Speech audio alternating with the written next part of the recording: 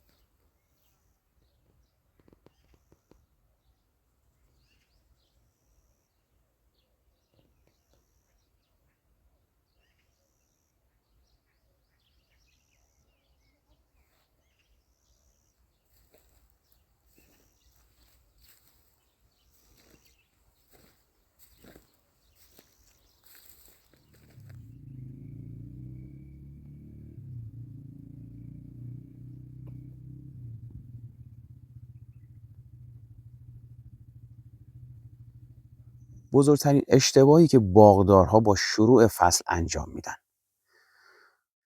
الان خیلی ها با شروع فصل اولین کاری که انجام میدن کوددهی سنگین با آبیاری زیاده، در حالی که ریشه هنوز فعال نشده.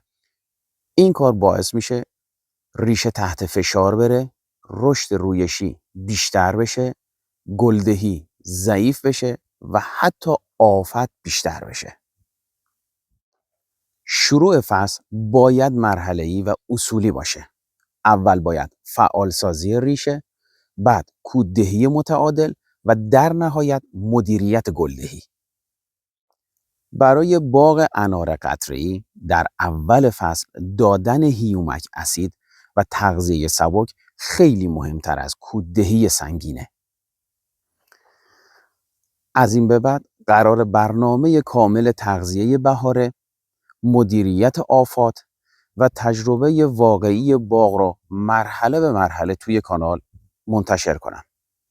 اگر باغدار هستی حتما کانال رو دنبال کن.